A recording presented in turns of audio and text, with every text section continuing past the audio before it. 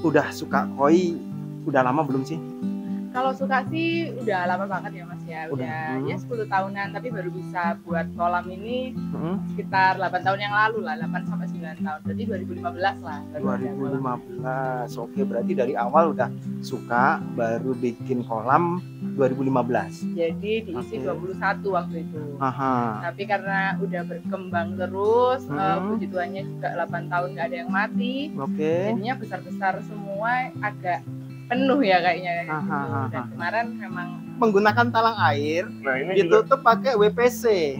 Oke. Di talang air ini ada batu apung, benar-benar batu apung, bukan batu gombang ya.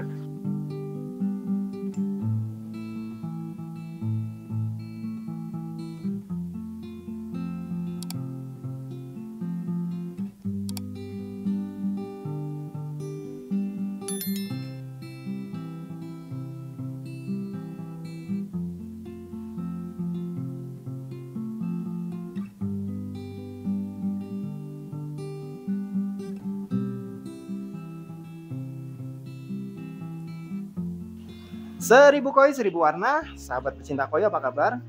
Kembali lagi sahabat koi, kami sapa pada video konten Ebisukoi kali ini. Nah sahabat koi, saya masih jalan-jalan di Malang ya, untuk melihat pecinta koi yang ada di Malang, terutama para penghobi, untuk bagaimana cara mereka mengaplikasikan cintanya terhadap ikan koi. Dan kali ini saya mampir ke salah satu wilayah di Kota Malang. Ada kolam kecil, cakep sih, dan ini mungkin bisa buat referensi sahabat koi semua yang mungkin lahannya nggak luas atau memanfaatkan area kecil untuk kolam ikan koi. Oke, nah ini sahabat koi, penampakan kolamnya ada di depan saya. Ini ada di teras, dia ada di nyempil di pojok teras, dan saya udah bersama ownernya. Cuma kali ini ownernya memang nggak mau kelihatan dulu. Oke, kita sapa dulu ya. Selamat siang. Ya, siang. Oke, Mbak, kalau boleh tahu nih, kolamnya ini dibuat dari tahun berapa sih? Oh iya, mohon maaf, namanya siapa sih? Gak ada. Oke. Namanya Sonia. Oh, Mbak Sonia. Oke. Udah suka koi udah lama belum sih? Kalau suka sih udah lama banget ya Mas ya, udah ya 10 tahunan, tapi baru bisa buat kolam ini sekitar 8 tahun yang lalu lah, 8 sampai 9 tahun. Jadi 2015 lah. 2015. Oke, berarti dari awal udah suka, baru bikin kolam 2015. Betul. Oke, berarti ini lama banget ya sahabatku, ini udah 2024, jadi lumayan lama kolamnya. Ini ukuran berapa kali berapa sih itu? Kalau ukurannya ini kecil ya Mas sebenarnya, karena lahannya juga nggak terlalu besar, mungkin sekitar 1 kali 2 kali 3 sekitar segituan, nggak sampai yang besar-besar banget lah. Oke, kedalamannya ini mungkin sekitar 50 cm. Iya betul. Kedalaman airnya sahabat koi, dan untuk bibir kolamnya ini mungkin sekitar 70 cm. Ini di teras depan, teras kecil sahabat koi, dibangunnya udah lama dan dari awal sudah diisi koi.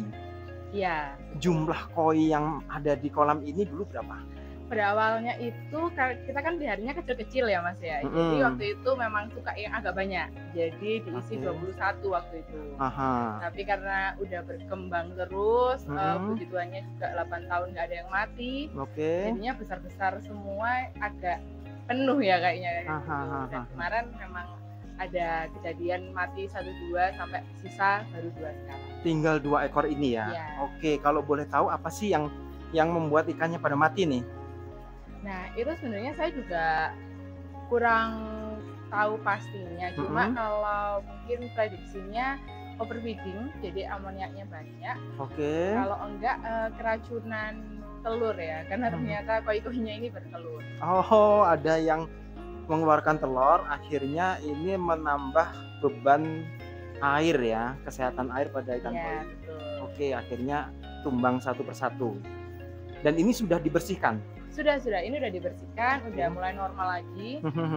Ya semoga ikannya mulai sehat lagi. Oke, nah sahabat koi, kali ini saya pengen tahu sistem sirkulasinya juga seperti apa, terus chambernya juga seperti apa, media filternya apa saja. Saya akan dibantu teman saya dari Malang juga yang nganterin saya sih keliling-keliling di Malang. Oke, kita sapa dulu ya. Pagi Setengah siang Pak. Oh, iya. Oke, ini suaranya Pak Lukman ya sahabat Koi. Nih orangnya. Oke. Dilihatin sebentar aja ya. Oke, nah yuk sahabat Koi, kita review seperti yang saya sampaikan tadi. Kita pengen tahu Pak Lukman untuk sistem sirkulasi dari kolam ini seperti apa? Jadi ini sebetulnya kolamnya kan cantik ya, dan rata-rata kalau yang nggak tahu koi kan hanya mementingkan kolam itu kotak kosong gitu kan.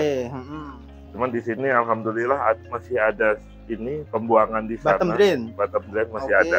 Tapi pojok ya. Bukan bottom ya, lebih ke pembuangan. Oh gitu. Itu bisa buang keluar. Ya, buang keluar. Jadi kalau memudahkan kalau pengurasan. Oke, berarti ini dulu memang bukan kolam koi ya, bukan untuk koi memang. Desainnya bukan untuk kolam koi, tapi untuk kolam ikan. Oke. Secara desain, secara SOP. Jadi ini bukan bottom drain sahabat koi, ini adalah pembuangan air. Ini langsung ke got belakang, luar. Oke. Terus ini juga kita lihat ada ini untuk air masuk ya. Air baru masuk di sini. Nah, untuk ini dibikin waterfall tapi mini. Jadi di sini cuman ada wadah untuk bisa menaruh ini media chamber. Itu ya hanya di sini aja. Awalnya cuma ini aja waterfall aja ya. Waterfall kecil ini ya. Ini mungkin ukurannya cuma 30 kali 20 cm kayaknya Pak ya. Tapi owner udah bagus sekali. Jadi gini, karena waterfall ini cuman nggak banyak bisa menampung media, dibantu dengan talang air. Nah, ini sahabat koi. Cuman di sini keren banget sahabat koi, ini menggunakan talang air. Nah, ini ditutup pakai WPC. Di talang air ini ada batu apung, benar-benar batu apung, bukan batu gombang ya. Ini. Ini berarti untuk chamber biologis full Pak ya? Di sini juga hampir 80% biologis. Ini biobol. Ya, biobol sama batu. Nah, ini sahabat koi, berarti pompa ini masuknya kemana dulu nih? Pompa ada 2, masuk ke waterfall, yang satu masuk ke waterfall sini ya. Oke. Terus yang kedua masuk ke chamber talang. Oke, jadi di sini disuplai oleh 2 pompa sahabat koi. Dan itu pompanya dibungkus apa Pak? Biar nggak ini nyedot ikan. Jadi biar juga nggak bergerak-gerak dikasih batu. Oke, pemberat ya. Berarti itu bukan mekanis? Bukan ya. Berarti ini nggak ada mekanis sama sekali? Mekanisnya ada 2 kecil. Ditaruh di situ. Berarti ditanam di bawah ya? Memang kalau boleh saya jelasin Mas Budi, jadi gini, sebetulnya memang ini minimalis ya kolamnya. Masih ada beberapa kekurangan. Satu, tidak ada bottom drain, tidak ada skimmer. Tapi di sisi lain, untuk hanya sekedar koi bisa hidup, nyaman, sudah cukup dengan chamber yang ada sekarang. Benar. Nah, ini sebetulnya yang sangat membantu itu adalah dari pompa. Pompanya ya? Jadi pompanya ini udah lumayan. Pompanya ini ada 2. Kalau nggak salah 5.800 ya ada 2. Jadi pompanya ini udah 10.000. Nah, kebanyakan kalau yang saya temuin di kasus yang lain, chambernya kecil, pompanya kecil, nggak muat. Kalau ini kan chambernya kecil tapi dibantu. Jadi sirkulasi airnya yang melewati chamber itu makin sering, kenceng ya Pak ya. Jadi sirkulasi air ini memang menurut saya karena ada dibantu oleh 2 pompa ini juga kenceng banget. Cuma memang chambernya kecil sekali. Jadi kalau kita hitung persentase dari lebar kolam dan chamber memang nggak mencukupi. Dan ini bisa dibuktikan dengan selama 8 tahun dipelihara nggak pernah mati. Nggak ada yang mati sama sekali. Sampai ada yang memijat. Nah, jadi gini, sebetulnya chamber ini kan hanya cukup untuk bisa membuat ikan hidup saja. Tapi ketika ada trouble, ini nggak mampu. Nggak mampu untuk trouble-nya itu apa? Satu, bisa dipengaruhi oleh pakan yang berlimpah. Yang kedua, ketika kebersihan chamber itu lupa dirawat, atau backwash-nya atau kebersihan chamber itu terlalu lama. Yang ketiga, yang terakhir yang dialami ini, ada ikan koi yang bertelur dan kawin. Jadi terjadi ledakan amoniak atau ya, ini. Yang pertama memang saya temuin kemarin kotorannya banyak, amoniaknya tinggi. Terus kemudian apa namanya, mabok ikannya karena ini apa namanya, ketika bertelur tidak kedeteksi. Jadi tidak langsung ada pembaruan air, jadi dibiarin aja, akhirnya mabok. Dan kebetulan telurnya itu juga nggak sekali 2 kali. Kemungkinan ini prediksi saya yang bertelur nggak 1 ikan. Akhirnya nggak mampu untuk mengolah ya. Dari chamber sekian ini yang kecil banget, dia nggak mampu mengolah air saat terjadi ledakan atau naik turunnya pH secara drastis dan akhirnya membuat amoniak. Dan ini mungkin buat sahabat koi bisa jadi satu poin untuk saat bikin kolam, kita harus perhatikan dulu memang. Terutama kalau kita sudah inginnya koi, sahabat koi bisa tonton banyak channel yang membahas soal pembuatan kolam untuk ikan koi. Dan bisa hidup ikan koi dengan kolam seperti ini, tapi saat terjadi sesuatu yang berpengaruh terhadap air, ikannya pasti akan berpengaruh juga. Terutama dan satu lagi yang mau kami sharing, ketika akhirnya di sini ada 21 ekor, meninggal 19, tinggal 2 ekor, dan ini yang tersisa. Yang tersisa ada 2 ekor nih, sahabat koi. Kita bisa lihat dari ini sebenarnya udah lumayan loh Pak desainnya. Jadi udah kaca. Jadi selain top view, kita bisa dari set view juga kan desainnya. Cuma memang sistem chambernya yang memang belum dipikirkan waktu itu. Setelah ada kejadian bertelur dan bom amonia, yang yang kami lakukan ini adalah satu, menguras total. Kuras total airnya. Termasuk isi chamber. Isi chamber juga ditoras, dibersihkan. Istilahnya restart.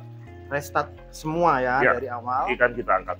Kemudian kita masukin air baru. Setelah kita bersihin semua, nggak usah digosok ya. Lumutnya dibersihin aja. Telurnya. Air yang penting bersih. Yang penting telurnya hilang. Telurnya karena biasanya nempel tuh. Karena melekat sekali ya. Nah, setelah telur hilang, kita isi air bersih. Nah, ini yang harus teman-teman pahamin. Jangan langsung diisi ikan baru. Satu, sabar dulu. Yang kedua, kita buat ikannya mecer dulu, airnya mecer dulu. Caranya adalah kita kasih lagi garam.